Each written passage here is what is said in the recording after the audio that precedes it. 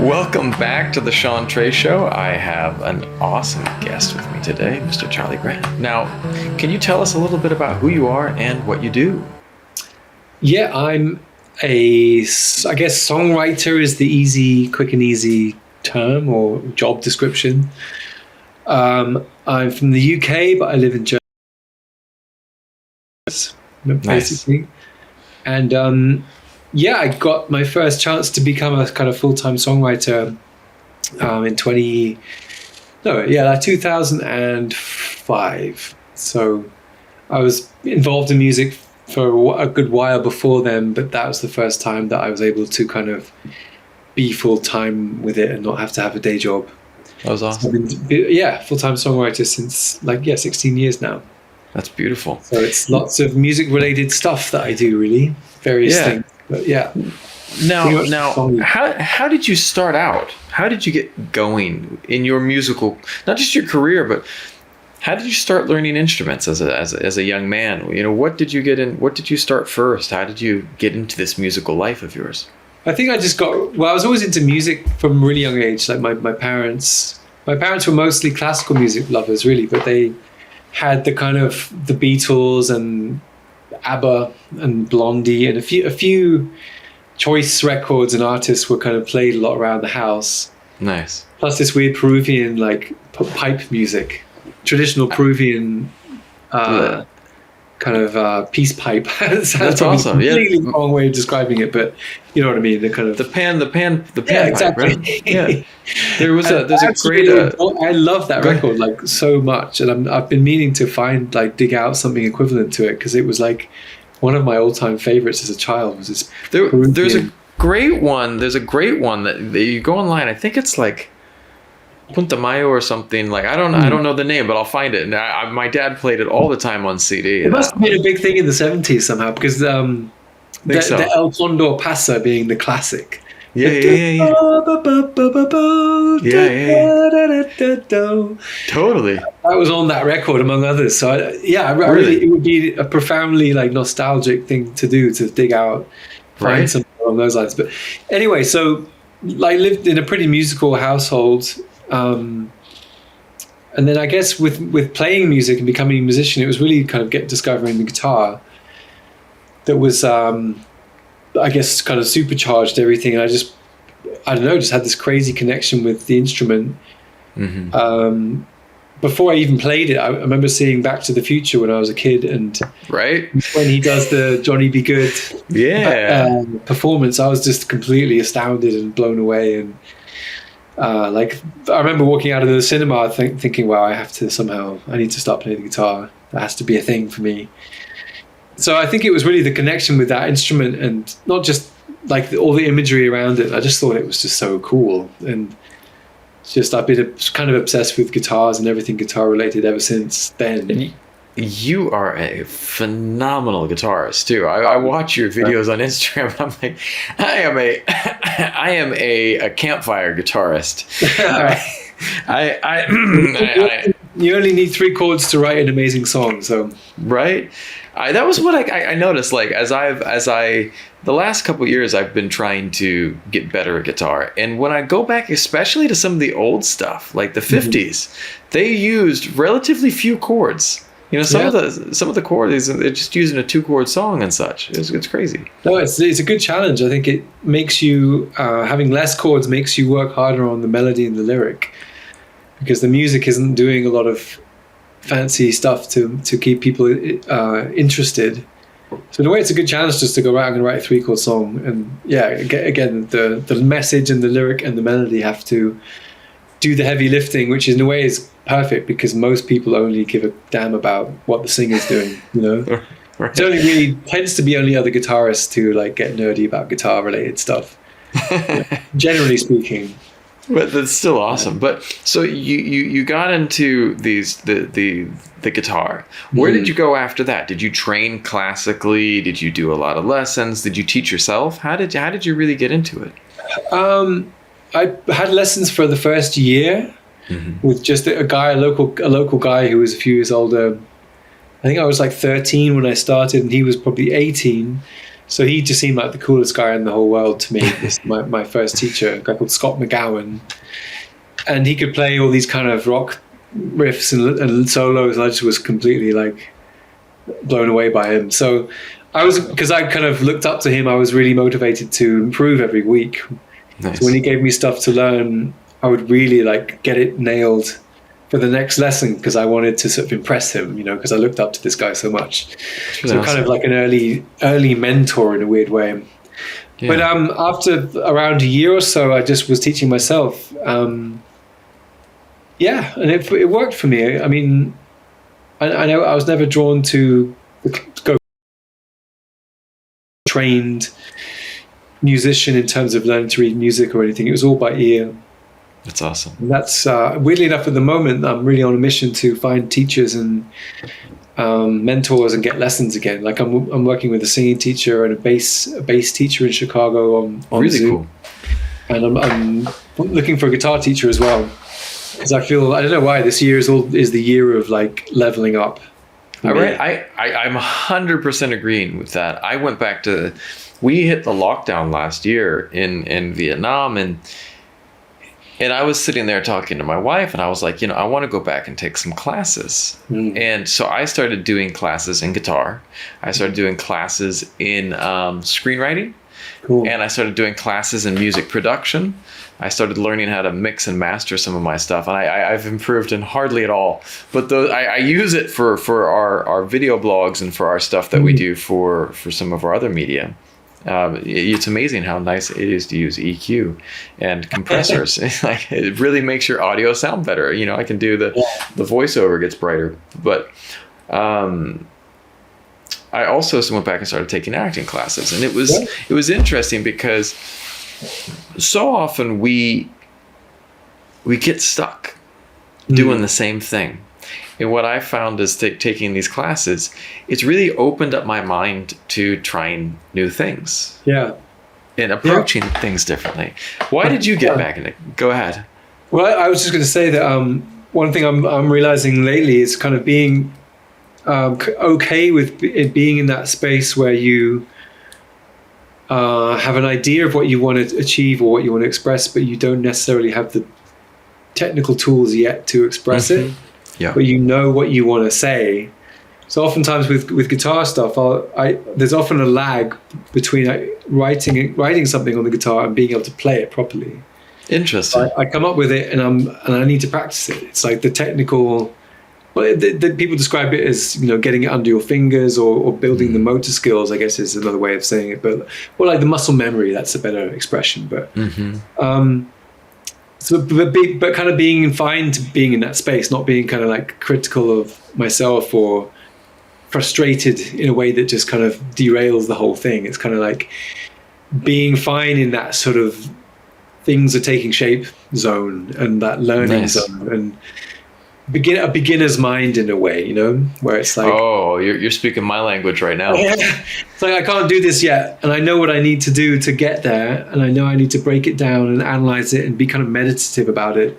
And that's what's fun about an instrument is there's you can really I think it can be really meditative to play an instrument. Maybe you find 100%. 100%. I did. I didn't tell you much about how my upbringing. I'm a black belt in judo.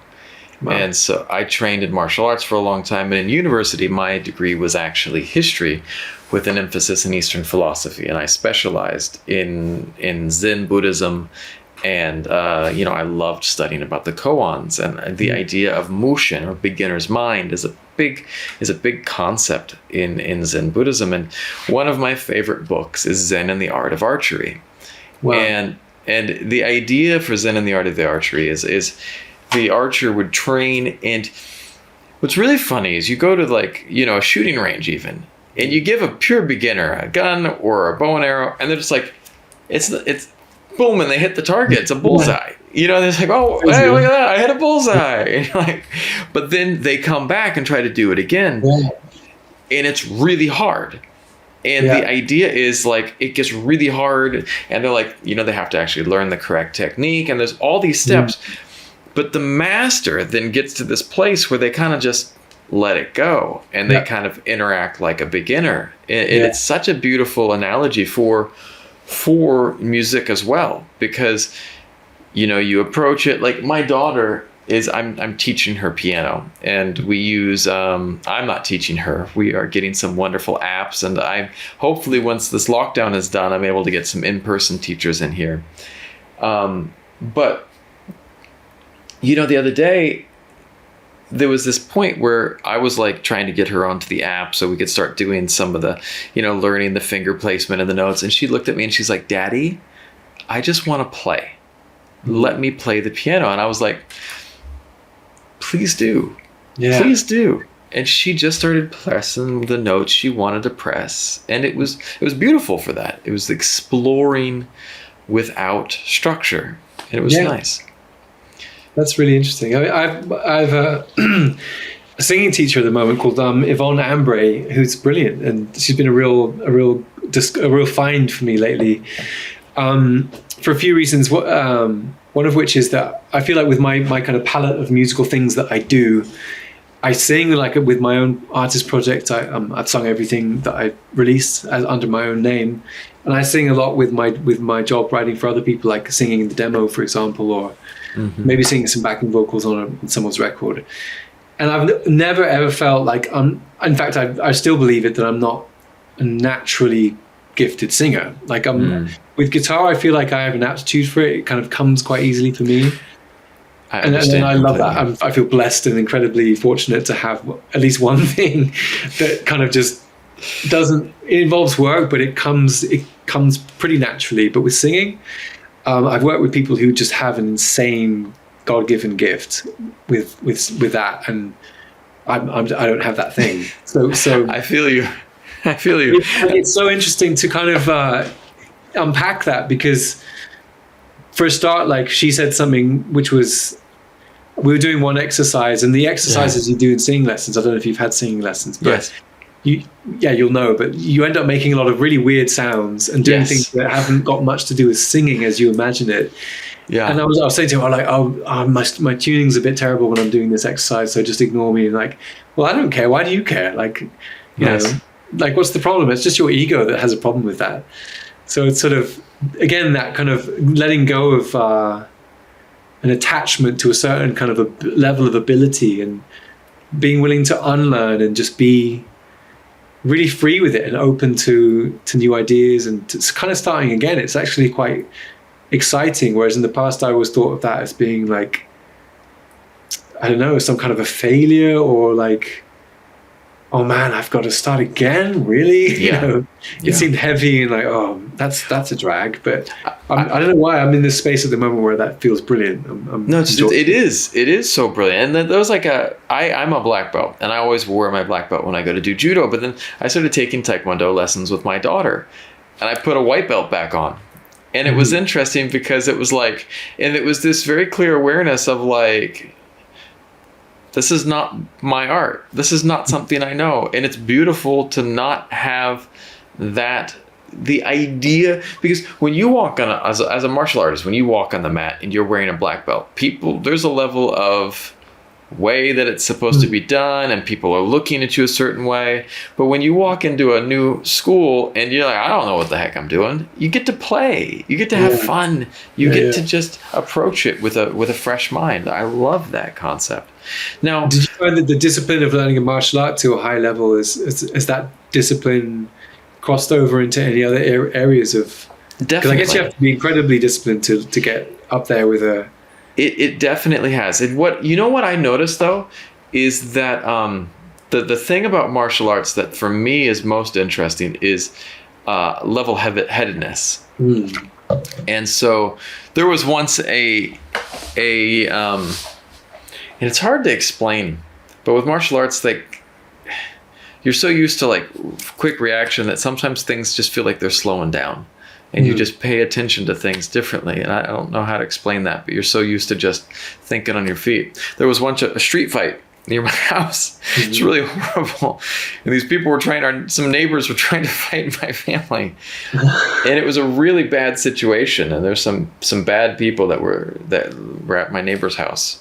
And in that moment, there was just this clarity of like not fighting, but of just getting people inside. And, you know, and it was like, you know, everyone wants to be, you know, Bruce Lee or Jackie Chan, but at the end of the day, sometimes it's just about keeping your calm. And for music, I think that for music and filmmaking, but not I've been behind the camera more, and you know, for the longest time, I've been helping my wife produce music that we do. And one of the things that I find is that, especially from judo, because with judo, you're standing, you get thrown on the ground, and your training is getting, and I mean, those mats are soft to a degree, but not really. Like, you're still getting slammed on the ground, and it hurts. And it's like, it's not a fun feeling. I mean, it's fun to do, but like, bam, and you get up and you go again. And the thing is like, to get a black belt in judo, you have to get slammed on the ground maybe close to 1 million times. You know, it's an insanely large number of times that you've been thrown on the ground, but you got back up. Yeah. And so I think that for me with music and film, it's just, you know, I have had to be relentless and to keep going. Oh, because, yeah. Tell me about that. How about you? Oh, yeah, totally. I mean, failure, you know, you have to have good coping strategies for disappointment and frustration and the thing you wanted to happen not happening. Right. Only professionally speaking, I mean, as far as like learning an instrument, there's frustration there because the progress can feel really slow at times. Mm-hmm. But as long as you're enjoying the process, it's, you know, and kind of, again, being interested in all the stages. Yes. So professionally speaking, I mean, there's a lot of putting a lot of time and energy and love into something, into a project or a song, and I think the lesson is being, when you're very attached to an outcome that is kind of largely beyond your control, that's a problematic place to be. And I think the universe has definitely been trying to teach me something about that, because that happens a lot with being a songwriter. Is, you know, this learning to not be too attached and not be too kind of heavily invested in a certain outcome. Right. And it's if it doesn't hard. happen the way you want it to happen, then you know it's crushing, and you're just really like, takes days to get over it, and you know. Yeah. And I think what happened for me was just that sense of the roller coaster thing. You just get burnt out on that thing, on that feeling.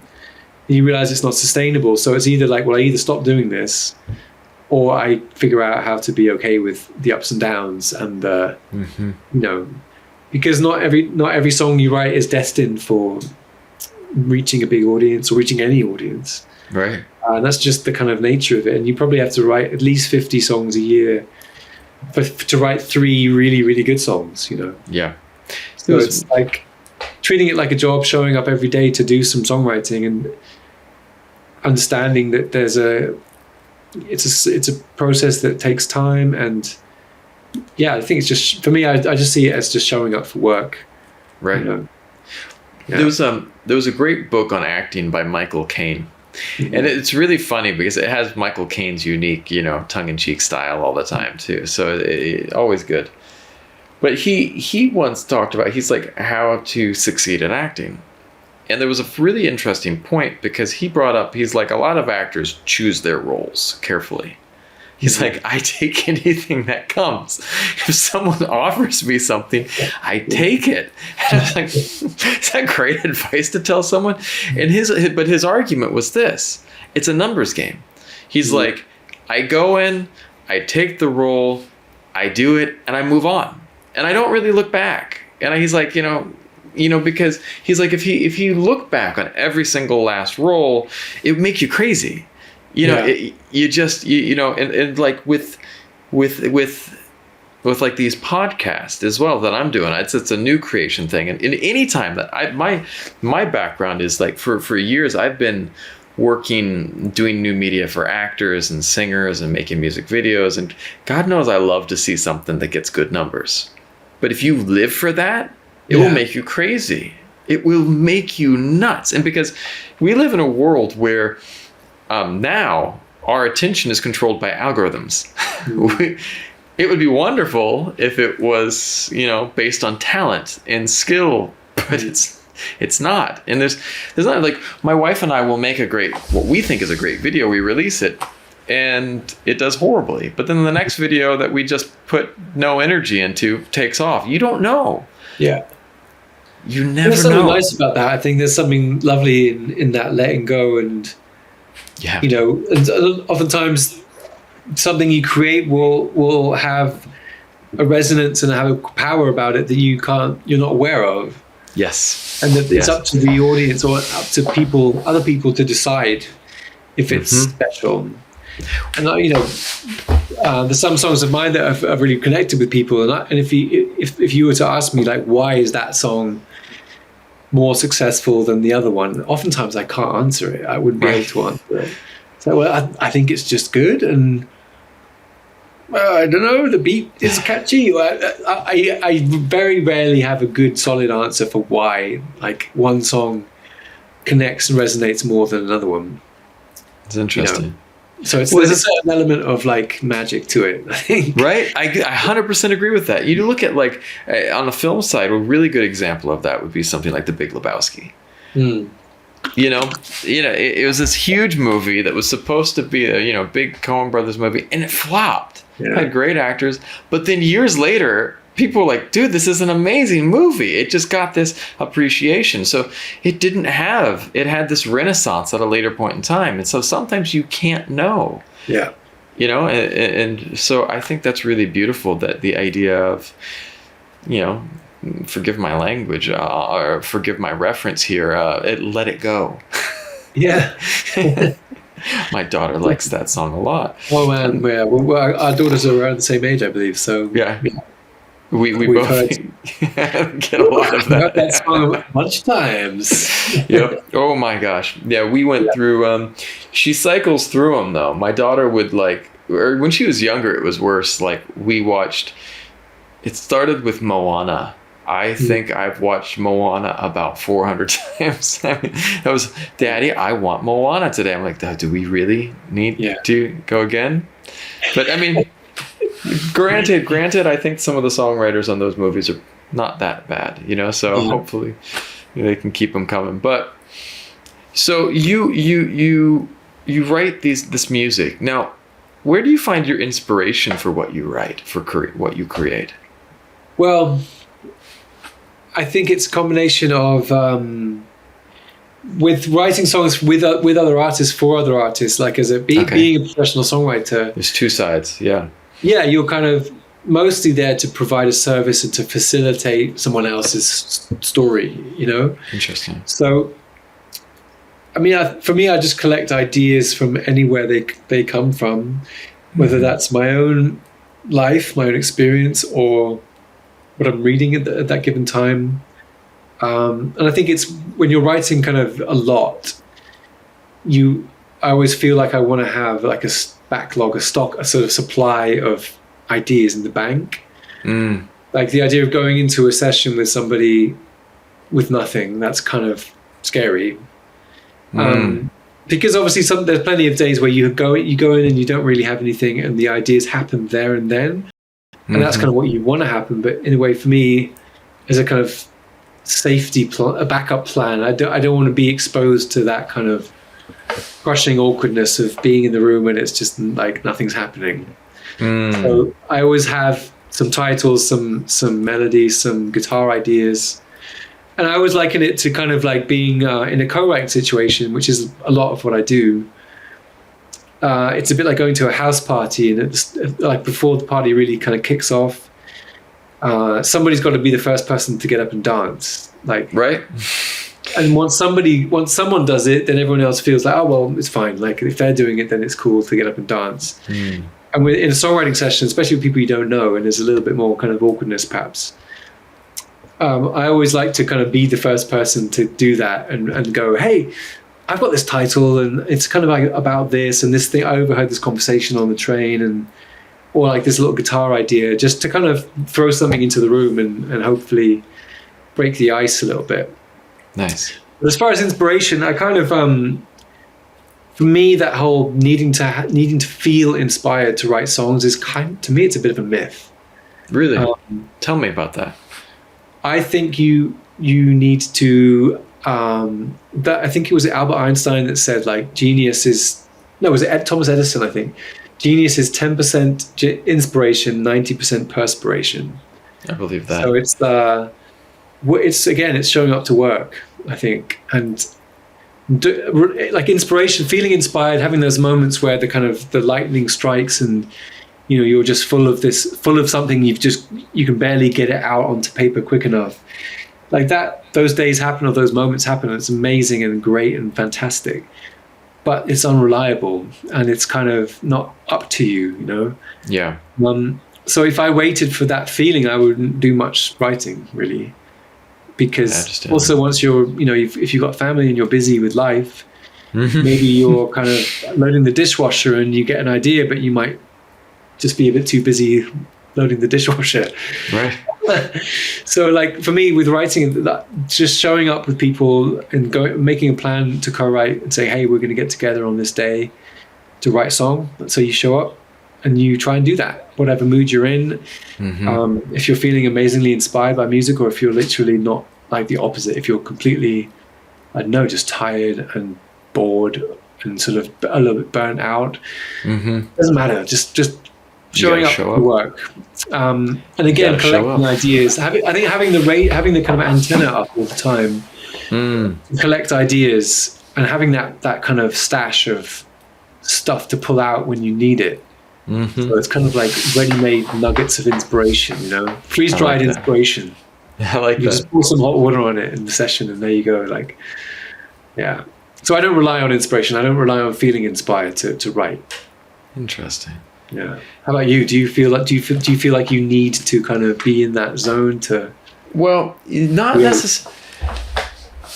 Sometimes I have to give myself space so I don't get distracted. I think that's important because I feel like if there's a ton of things going on around me, it's hard to focus at times. But I think that for this new project that I'm doing, this podcast, it's not all about creativity. It's about repetition. I mean, God knows I would love to be the most creative individual, and I'm upgrading as I go. I create better backgrounds. I create better, templates for the recording. Like for this one, I'll probably put a really, beautiful stock footage of a guitar behind us. Something that just looks nice. Is that something that you had said inspires you? But at the end of the day, it's about, setting up a time, booking the appointments, reaching out to people that are, I've had this, my method to my madness is I just watch my friends and see what my friends are posting, if anyone is tagging anyone that's just really interesting, and keeping my eye out. And it's literally like you're saying, there's not a magic, there is magic to it. The magic is, essentially, being in the present moment and seeing what pops up. But there's also you have to have that method of just going at it every day. Really, like for example, at the moment I'm working with a producer called Alex Komlev. Actually, Alex and me wrote the songs for the series The Mopes, which Roll was the lead actor in one of the two. That's how I found you, because Roll was posting stuff, and I was like, wow, this is really, really amazing guitar work. And so I was just like, wow, it's beautiful. Thanks. Well, and basically me and Alex, who wrote those songs together, we've continued working on stuff, and we're working on some rock, kind of classic rock, bluesy rock, kind of, different sort of guitar riffy songs at the moment for this kind of a production music album. Nice. And that Michael Caine thing of a numbers game is I think a perfect example, because it's like, I'm going to come up with 10 starting points, 10 guitar riffs with a drum beat and a BPM, and just to kind of get a vibe up and running with a kind of central guitar part. Write 10, and then there'll probably be 3 or 4 that are the better ones that stand out, and there'll be a couple that are fine but ultimately just aren't quite interesting enough. And it's that thing of just like again, I mean, a numbers game is the perfect way of putting it. It's like, don't put so much pressure on like, oh, I have to sit down and write 3 amazing guitar parts. Because that pressure is just doesn't feel helpful at all to me. And I'd rather go with the other approach of like, I'm just going to have some fun. I'm going to come up with 10 guitar ideas, and there's a good chance that a couple of them will be kind of cool. And my mom. So this is a horrible but funny reference. My mom was like, I got 3 kids. I hope one of them makes it somewhere or succeeds in something, versus my friends that are only children. It's like that parental pressure is. Yeah. It's a lot of pressure. It's the same thing, you cast out tons of seeds and, something will come back, and like this, I think with anything, there's stuff that lands and there's stuff that falls flat. And if I have a friend, and I highly respect him and his talent. But whenever he talks to me about projects, I feel like he's, this is an American baseball reference, but he's waiting to hit a home run. Mm-hmm. And everything is that home run. Every single swing is the home run. And there's this waiting for the home run. And I've told him at times, I was like, dude, just swing. Mm-hmm. Swing at everything. Don't just, try to get that home run, because, it's not about always hitting the home run. Maybe you get on first base and, and that's where you need to be for now. And then you get further later on. So for me, I used to believe in home runs, and I still think home runs can happen, but I don't aim for home runs. I aim for small successes every day. And I aim to get ahead a little bit every day. Yeah. Maybe I'm wrong. I don't know. But I tend to think that if I can, knows that old the old adage, the journey of 1,000 miles begins with a single step type of a thing. Yeah. So we don't live in a culture that has a very balanced view of success and failure. No. Especially on social media, where most people, myself included, tend to present the things that look cool and look right. Like, my life is really exciting and glamorous. Yeah. And, my wife and I talk about that. Like, so my wife is a famous singer here in Vietnam. She was the first winner of Vietnam Idol, and she's a celebrity. And we make positive content. Mm. And we intentionally try to put out happy stories about our life and our marriage and such. And people are like, oh, you guys, and people have will text us, you guys have the perfect marriage. I was like, no, we don't. We have a normal marriage. Yeah. It sucks sometimes. It's great sometimes. It's normal, but we work at it. And I think that social media really does present this facade of perfection. It's so fake. Yeah, it's pretty toxic. I mean, I wonder how it will evolve. I mean, it's nice to see people being more willing to talk about, to kind of pull back the mask a little bit. And there's some cool. There's a podcast called How to Fail with Elizabeth Day, which is really cool. Nice. I'll have to look that one up. Talking to people who actually are, they're all successful people, but talking about their failures and how their failures kind of what lessons they were able to take from them and move forward. And yeah, I think if everyone was just a little bit kind of more forgiving of themselves and less quick to judge. I was talking to somebody the other day about this idea of the one-hit wonder in music. Right. And it's like, so it's, it's a dismissive thing to say. It's like, oh, they're just a one-hit wonder. But it's actually, having any hit is really difficult. Right. And if you have one hit that's like a global success, and that was your one big song or big thing you did, that's still unbelievable. It's still an incredible achievement. But the kind of the going, it gives me those goosebumps, man. That's the powerful reframing, right? Yeah, and it's like, I hate to think of anybody out there who had one hit, who feels like kind of a failure, because that phrase "one hit wonder" is so dismissive and sort of. It's a negative connotation. It's very negative. Yeah. And it's exactly. There's so many things that have to go right for a song or an artist to have a big moment of success. And it's like all these links in the chain, and not one single link can fail. And most of the time, or a lot of the time, something doesn't quite work out enough for it to really explode. It has a moment, but it doesn't go insane. Mm-hmm. So it's like, yeah, I hope things move in that direction. I think it's lovely that people are more willing and able to talk about mental health things these days. Right. People are okay to say, hey, you know what, I'm not feeling so good at the moment, and maybe I have to take a step back. And it's lovely to see that narrative, that sort of side of things become way more mainstream and way more accepted. Well, so I think hopefully we're moving in the right direction. I hope. I'm hoping to. I mean, but that really the mental health thing really popped up this summer. It's been coming up with sports for a while. I mean, Naomi Osaka took some time off from I believe it was either the French Open or Wimbledon. She stepped back, right. And then at the Olympics, I can't remember the young woman's name, but the gymnast, the highly decorated, I believe Simone Biles, maybe. Right. She pulled out, right? She pulled out for a couple events, and she just was like, I'm not there mentally. And think about it, like especially those young gymnasts, those girls get into that sport so young. Yeah. And then they're competing in the Olympics sometimes at 15, 16, it's like an entire country putting their hopes and dreams and weight on you. It's like, I can't even, 15 and 16, I was hardly able to go to class and feel normal. Yeah, it's insane. It's like so much, like you said, just the weight of expectation is nuts. It's nuts. Yeah. And for a long time, I think, like you were saying, there wasn't permission to talk about it, to look at it. Mm-hmm. And it's interesting that social media, there's these great, there's a couple of comedy accounts. I follow a couple like Instagram accounts that are just really stupid, but hilarious, because I try to remember that it's not all so serious.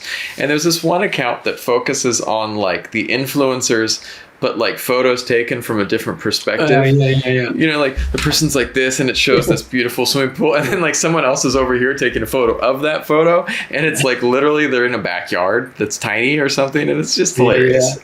Because it's like, we live where we are, what is the keeping up with the Joneses type of a thing, But I remember there was the best example I have was my friends worked as DJs here in Vietnam a long time ago, and we would go to the clubs, and my friends would finish up a DJ set, and there'd be the same people there all the time, and these people would be just spending insane amounts of money on the alcohol and the drinks.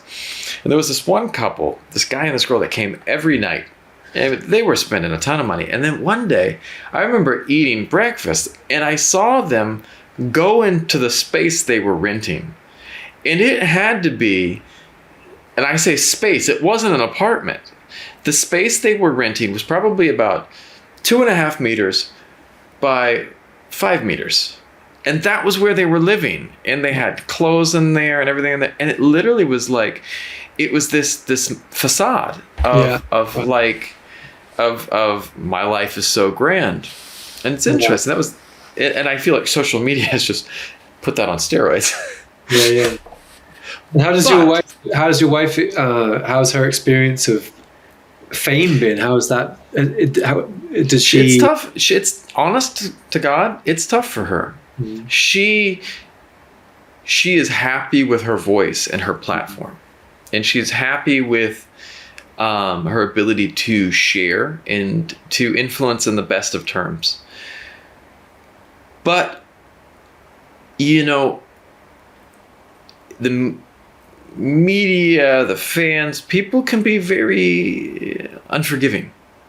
Mm-hmm. And the level of empathy is not always there, if at all. And so for my wife, she's had some of those dark days, especially after our daughter was born, where, and also because as an artist's true passion is to create art. And for my wife, she wants nothing more than to sing. That's what she wants. And like, and when in her darkest days, we would go sing and just go downstairs and sing karaoke, because at least it was free. It was something we were doing for passion, Yeah. because on the flip side, having to balance that with the expectations of singing for shows or singing for projects that are paid, it can feel sometimes the fun isn't always there. Yeah. And it's tough. I can imagine with having a fan base, I guess they care more about what you're making them feel than how you feel. A lot of times. You're there to bring out, I don't know, entertain them for one, and to kind of represent something for them. But when it comes to, like you mentioned the word empathy, when it comes to actually really seeing that person as a human being with good and bad days in a real life, I imagine that, I can only imagine that it's... However, social media has helped with that in a weird way. Okay. Because to a degree, she will post stuff talking about her own fallibility or her own weakness. Mm-hmm. And people hearing that kind of connect. But it's still a platform, and it's still... My wife has a good head on her shoulders. She's not perfect, but she has had, parents that taught her good life lessons, a good set of internal moral compass, I look at people out there who don't receive that guidance early on. And through no fault of their own, they end up in a place that... I love the story of Narcissus.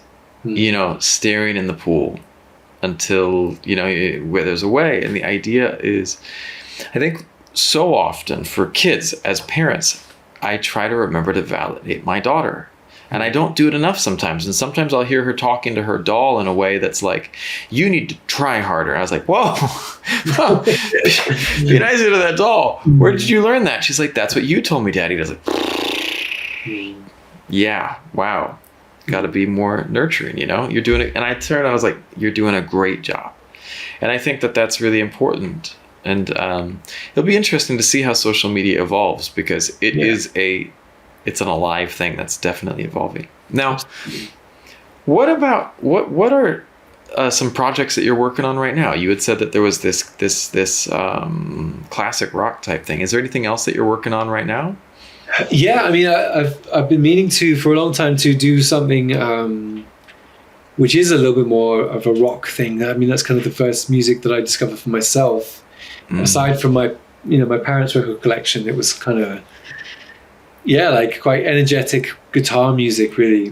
Mm-hmm. And I've never focused or spent the time to actually make some of that kind of music myself.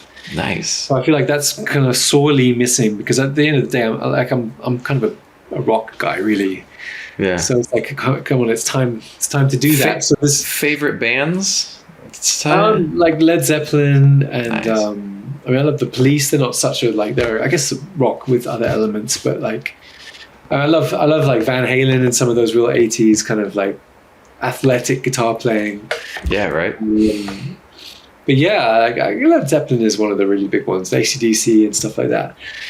Oh, I to love me, it's just AC/DC. music. It's just like the excitement factor and the energy of it is like nothing else, Definitely. And this kind of visceral, just blood pumping aspect of it that I don't know. I don't think I'll ever get sick of it somehow. And it's kind of like, if I never did something along those lines in my life in music, it'd be weird. It'd be like, why not? Like, if that's your favorite thing, then what's going on here? Like, why aren't you doing it? So like, it feels like that needs addressing. So this production music project is a kind of a step in that direction. And I've been also like gathering ideas to make an instrumental kind of guitar EP or record. Nice. So just instrumentals, no singing, just all about music and very guitar focused. And I know enough good musicians in Berlin to kind of pull people in when I need a great drummer or a great piano player or a great whatever. So there's that, and then there's a couple of projects that have been slightly on hold because of the pandemic. Yeah. So I have a band called More Than Ruins, which it has a lot of potential, but we've just haven't been able to do anything because the singer became a mother for the first time, like in the middle of the first lockdown, and oh wow, how it is that kind of first year of being a parent, it's also all consuming. Yeah. That so she understandably had more important things to deal with. So we're going to try and get that one started again. And I have another thing called called Spirit Animal Collective. Nice. And a good friend of mine called Jonathan Kluth, who's a brilliant musician and producer in Berlin. And we also haven't been spending time together because of the pandemic. So it's kind of like the coronavirus actually has like...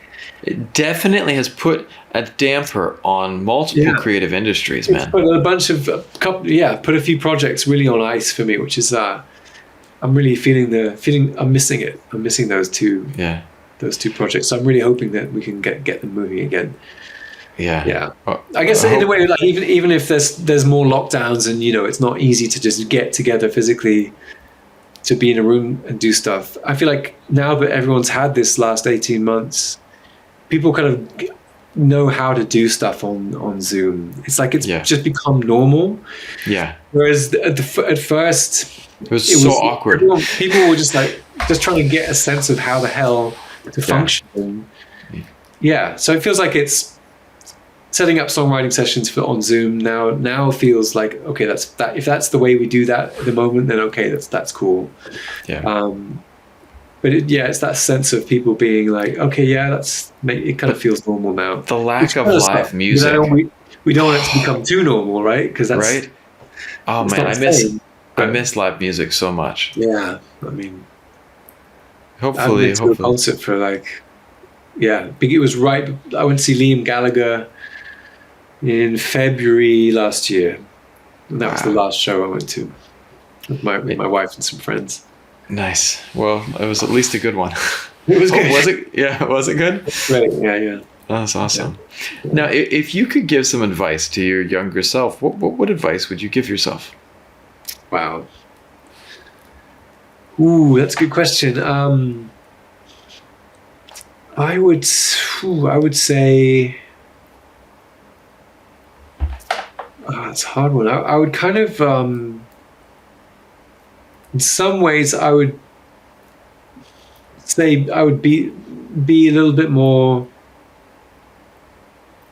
selective about who I spent time with. Not in a kind of spending time with bad people, but just I think I sometimes spent too long in situations that weren't going anywhere. Let's say. Because maybe the other people involved were friends and it was kind of a nice vibe, but in terms of growth and a sense of forward progression, it was just a little bit too comfy and not quite challenging enough. So I think sometimes I stayed in situations that were just a little bit too comfy pair of slippers, but not getting me further down the road where I wanted to get to. So it sounds a bit like be more ruthless and like don't hang out with people who aren't going to like advance. Well, though, it sounds that way, but it's not. I'm reading this book right now called The 48 Laws of Power. And it is really a horrible look at like power dynamics. But sometimes you have to understand that. Sometimes it's good to understand the games people play. And whether you want to play them or not, they're played. You know what I mean? And I think that one of the things as a parent, you realize time is precious. Yeah. You have a finite amount of it. Like with my daughter, because when my wife had our daughter, I was the one who became the stay-at-home dad because my wife's career, she had more options for making money here, And so I was able to also do my work from home. For most of my video production stuff, I was able to do it from the comfort of my living room. I have my gear over there, and when I need to go out, I can shoot. And time is precious. Yeah. And so I think, looking at who you associate with is an extension of that. Yeah. But I think it's kind of partly the phase of life you're in, like in your early 20s or in one's early 20s, when it's more this social bubble and in my case, smoking way too much weed. I understand that. Was that line in, what was that movie, the Tarantino movie, like, that shit's going to rob you of your ambitions. Like, not if your ambition is to get high.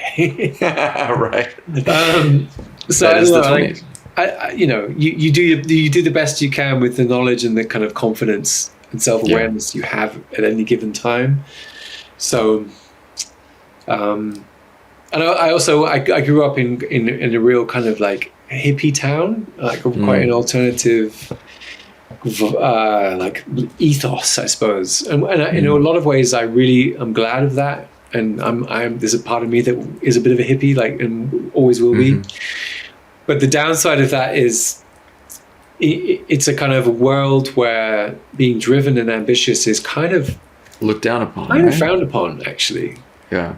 Like if somebody walked up to the high street of my hometown and was in this, I don't know, let's say, I mean, this is a horrible cliche, right? But let's say wearing a business suit and carrying a briefcase, a lot of people would be like, oh, fuck that guy, like, yeah. So, well, you don't know anything about them. Like, it can be a bit judgmental. And again, like, the bar is set very low, let's say. I remember going to an open mic night in my hometown, and like feeling, after living in London for quite a few years, and London's the opposite. It's very, very driven, very expensive. Like, it's not somewhere you can go and live if you just want to have a cruisy, chill time. Because it's just this fast paced, kind of, like a rat race type of city. But the upside of that is it kind of, the bar is set high. You have to be really good to have any kind of, make headway, let's say. Yeah. And in Totnes, my hometown, which I love to bits, and it was my favorite part of the world, really, by far. One of the downsides is that, like, the bar is set really low. So I remember going to this open mic night and thinking, God, have I turned into like this terrible, cynical dick?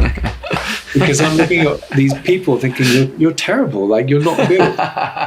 Like, these songs aren't good. Your performance isn't good. You're singing, nothing's good enough. Like, it was like, this is not great. And at the end of every song, the audience would applaud and would be really lovely and supportive, which is amazing. But part of me felt like, well, that's actually, you're not being truthful here. Like, you're telling that person what they did was brilliant, and it kind of wasn't. But that was coming from a very London mindset that I was in at the time, which is kind of like driven, and you got to be great, you got to be like really high end with what you do. So it's a complicated one. I mean, part of me thinks, well, you know what, if it brings you joy and it makes you happy, then who cares? Like, not everyone has to be driven and ambitious, because not everyone is that way. But another part of me is like, well, if you do want to get really, really good at something, it's a balance, man. It's maybe good to be in an environment where being fine, but like kind of, you need to have a spotlight shined on on the reality of your ability. And if you want to get really, really good, like, being in a bubble that tells you you're great when you're not isn't helpful. It's really dangerous. And a lot of people stay in that situation because it's comfortable and it feels good. Yeah. And then they get to 50 and they're like, oh shit, like, nothing happened with my dreams with music. Yeah. Like, oh damn, like, why is that? It's like, well, you got to be that thing of being in uncomfortable situations and having to sort of level up and meet what's required. Isn't necessarily comfortable or easy, but it actually helps you get better and progress. And like with guitar, like, I feel really reinvested in it.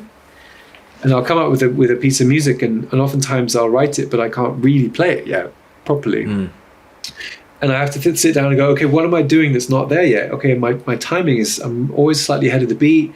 Or when I have to skip strings, there's a kind of clunky moment where it gets sloppy, and like being analytical about the areas I need to get to improve all the time, and not being like deluded about, it's fine, it's great, It's a weird one. It's a funny one to unpack, Well, and I know this one you see in the martial arts world all the time, because there are these schools that are like these places that are very self-serving, and they'll praise the students. You're doing so good, and then they go to a competition and they get their asses kicked. Right.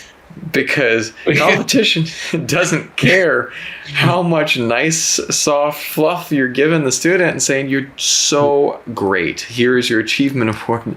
If you go out into a fight, you'll get beat if you don't train hard. And like, that's kind of the two sides. Like, there is a place for kids to just play and people but if you want to get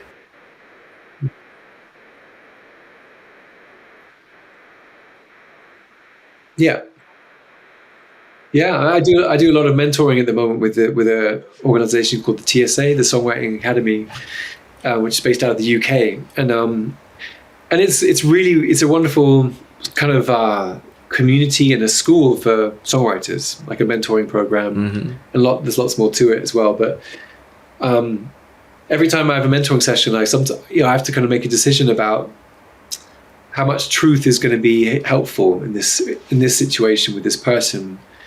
Because you don't want to demotivate people, and when they're not, if they're not ready. Yeah. But at the same time, I don't want to. Sometimes if I'm too glowing in my praise, and I know part of me is like, maybe I should have been a little bit more brutal, like brutal. Like this song is a 7 out of 10, and maybe it really isn't. Or maybe it's more like a 5 out of 10 actually. So it's kind of I fluctuate on that scale between like that's spot on, and there's a fine line, but it's important. It's important to find out and to read the situation. Well, do you have any last bit of advice that you'd give out for other songwriters out there before we finish up? I would say whatever you do, whatever someone does to kind of get into being professional at it or making a living from it. The money side of writing songs for a living is really tough, really challenging, especially now with streaming, the income being not where it should be. There's a kind of systemic problem that is hopefully going to get fixed, but it'll take some time. So monetizing songs, I guess, has always been tough, but it's definitely it's really tough. Harder now. Yeah. So I would say be kind of have a good overview of the different ways that maybe you can monetize music. Not just the sort of, I want Ariana Grande to record my song and have it as a US #1. That's great, but there's lots of other ways to monetize music. And I think that probably the biggest one is just really staying in love with music and keeping that fan thing alive. Yeah. Whenever I've found myself in a situation where I've been kind of too much on the side of I guess neglecting just that joy of creating, when I've neglected that side, I've found myself slightly falling out of love with the process and losing that excitement, because it's like if you start to feel like you're just doing a day job, then you might as well go work somewhere that's going to pay you properly. Yeah. Because so in a way that the payback for the financial insecurity is the fact that you're doing your favorite fucking thing to do every day, which is making music.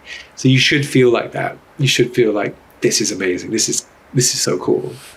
And you might get the financial rewards. You might do great, and I've for the most part made a decent living out of it. Some years better than others, of course, but protecting that kind of the initial spark of fandom and just excitement and enthusiasm is super key, I think. That's awesome advice. Well, thank you so much for coming on the show tonight, man. Well, thanks so much for having me. I really appreciate it. And great to find out more about what you do. And definitely. Well, we got to bring you back on sometime if you want to ever talk about something, man. But awesome. Appreciate your time.